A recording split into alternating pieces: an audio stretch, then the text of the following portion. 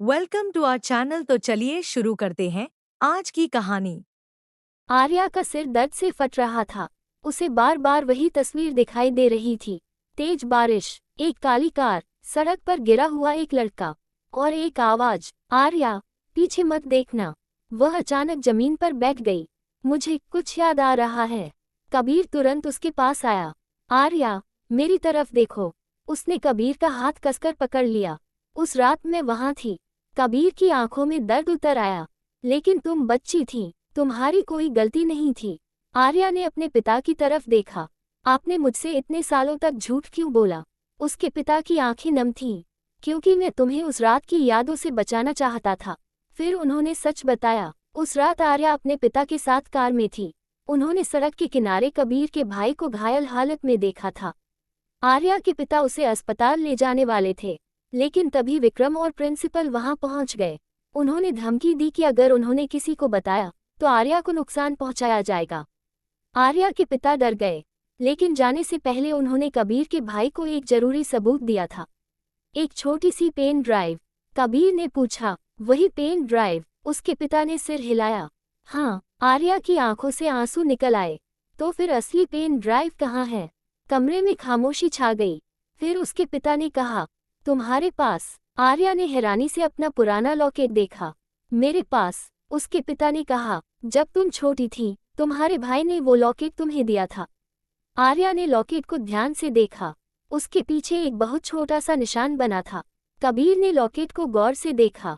इसे खोलो। आर्या ने उसे खोला। अंदर एक बेहद छोटी मेमोरी चिप लगी हुई थी। कबीर की आंखें फैल गईं। यही है। उन्होंने तुरंत उसे लैपटॉप में लगाया। एक वीडियो खुला। कबीर के भाई की आवाज सुनाई दी। अगर यह वीडियो कबीर तक पहुंचा है तो इसका मतलब है कि सच अब छुपा नहीं रहना चाहिए। वीडियो में उसने विक्रम और प्रिंसिपल के गैरकानूनी कामों के सबूत दिखाए। लेकिन आखिरी सेकंड में उसने एक और नाम लिया। इन दोनों के पीछे जो असली आदमी है, उसका नाम। वीडियो अचानक बंद हो गया। आर्या ने घबराकर पूछा, वीडियो कट क्यों हो गया? अमन ने सिस्टम चेक किया। किसी ने इसे जानबूझकर अधूरा छोड़ा है। कबीर ने कहा, तो असली मास्टरमाइंड अभी भी बाहर है। तभी पुलिस की गाड़ियों की आवाज सुनाई दी। अमन मुस्कुराया, इस बार पुलिस हमारे साथ है। लेकिन उन्हें नहीं पता था, पुलिस के अंदर भी किसी ने उन्हें धोखा दिया था। पुलिस अंदर आई। एक अधिकारी आगे बढ़ा, सब लोग हमारे साथ चलिए। कबीर ने पूछा, आप किसके आदेश पर आए हैं? अधिकारी ने एक कागज दिखाया। ऊपर से आदेश है। आर्या को कुछ अजीब लगा। उसने कबीर का हाथ पकड़ लिया। मुझे इन पर भरोसा नहीं है। कबीर ने तुरंत समझ लिया, हमें यहाँ से निकलना होगा। लेकिन देर हो चुकी थी। दो पुलिसकर्मियों ने बंदूकें निकाल लीं। अमन ने लाइट बंद कर दी। अंधेरे में अफरा तफरी मच गई। कबीर ने आर्या को सुरक्षित जगह पहुंचाया। कुछ देर बाद सब शांत हो गया। लेकिन उन पुलिसवालों के साथ एक आदमी भाग चुका था। वही आदमी जिसे कबीर के भाई ने वीडियो में दिखाया था। अमन ने उसका चेहरा पहचान लिया। ये शहर का सबसे बड़ा बिजनेसमैन है। कबीर ने पूछा, नाम? अमन ने कहा, राजीव मल्होत्रा। कबीर का चेहरा सफेद पड़ गया। मल्होत्रा? आर्या ने पूछा, क्या हुआ? कबीर ने धीमी आवाज में कहा, वो मेरे परिवार का सबसे करीबी दोस्त था। अब उन्हें समझ आ गया था, जिस इंसान पर कबीर के परिवार ने सबसे ज्यादा भरोसा किया था, वही उनके खिलाफ खिल रहा था। कबीर राजीव को ढूंढने निकल पड़ा। आर्या ने उसे रोकने की कोशिश की। अकेले मत जाए, कबीर ने कहा, अगर मैं उसे नहीं रोकूंगा तो वो किसी और को नुकसान पहुंचाएगा। आर्या ने उसका हाथ पकड़ लिया। आपको कुछ हुआ तो? कबीर चुप हो गया। आर्या की आंखों में आंसू थे। मैंने अभी अभी आपको पाया है। मैं आपको दोबारा खोना नहीं चाहती। कबीर ने उसे गले लगा लिया। मैं वापस आऊंगा, आर्या ने धीरे से कहा। वादा? वादा? कबीर वहां से चला गया। लेकिन राजीव ने पहले ही उसके लिए जाल बिछा रखा था। कुछ घंटों बाद कबीर को एक सुनसान जगह पर बुलाया गया। राजीव सामने आया। तुम बिल्कुल अपने भाई जैसे हो। कबीर ने गुस्से से पूछा, उसे क्यों मारा? राजीव ने ठंडी हंसी हंसी, क्योंकि उसने मेरे खिलाफ जाने की कोशिश की। और आर्या, वो सिर्फ एक गलती थी। कबीर की आंखों में गुस्सा भर गया। लेकिन राजीव ने कहा, तुम्हें पता है तुम्हारे भाई की मौत का सबसे बड़ा सबूत किसके पास था? कबीर चुप रहा। राजीव ने कहा, आर्या के पिता के पास। कबीर ने जवाब दिया, अब वो सबूत मेरे पास है। राजीव मुस्कुराया। लेकिन तुम नहीं जानते कि आर्या खुद उस रात की सबसे बड़ी गवाह है। आर्या को अचानक एक वीडियो मिला। उसमें कबीर बंधा हुआ था। आर्या के हाथ कांपने लगे।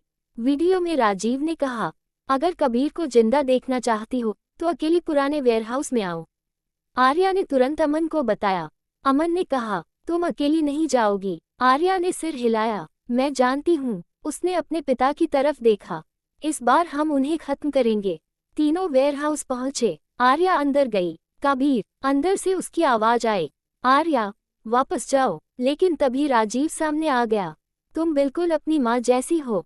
आर्या चौंक गई। मेरी माँ? राजीव मुस्कुराया। तुम्हें नहीं बताया गया कि तुम्हारी माँ की मौत भी दुर्घटना नहीं थी। आर्या की आंखें फैल गईं। क्या? राजीव ने कहा, तुम्हारी माँ ने भी मेरा सच जान लिया था। कबीर ने गुस्से में कहा, उसे छोड़ दो। राजीव ने बंदूक उठाई, लेकिन तभी बाहर से पुलिस की आवाज आई, हथियार नीचे रखो। अमन ने पहले ही पुलिस को सबूत भेज दिए थे। राजीव भागने लगा, लेकिन कबीर ने उसे रोक लिया। दोनों के बीच लड़ाई शुरू हो गई। आखिरकार राजीव जमीन पर गिर गया। पुलिस ने उसे गिरफ्तार कर लिया, लेकिन जाते जाते राजीव ने आर्या की तरफ देखा और कहा, तुम्हें अभी अपनी माँ की पूरी कहानी नहीं पता।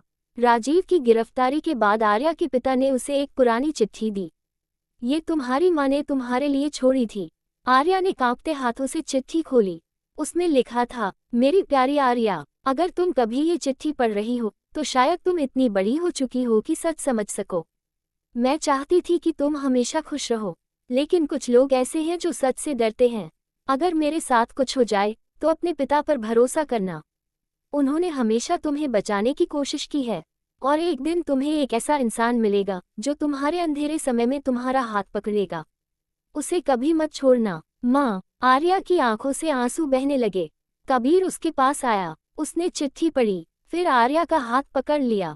मैं तुम्हें कभी नहीं छोड़ूंगा। आर्या ने उसकी तरफ देखा। आपने मेरी जिंदगी पूरी तरह बदल दी। कबीर मुस्कुराया, तुमने मेरी भी। दोनों ने एक दूसरे को गले लगा लिया। लेकिन कहानी अभी खत्म नहीं हुई थी, क्योंकि कोर्ट में विक्रम और प्रिंसिपल ने एक नया दावा किया था। कबीर के भाई की मौत में आर्या के पिता भी शामिल थे। अदालत में सबूत पेश किए गए। विक्रम ने कहा, आर्या के पिता ने उस रात कबीर के भाई को अकेला छोड़ दिया था। प्रिंसिपल ने भी वही कहानी दोहराई, लेकिन अमन ने वीडियो रिकॉर्डिंग पेश की।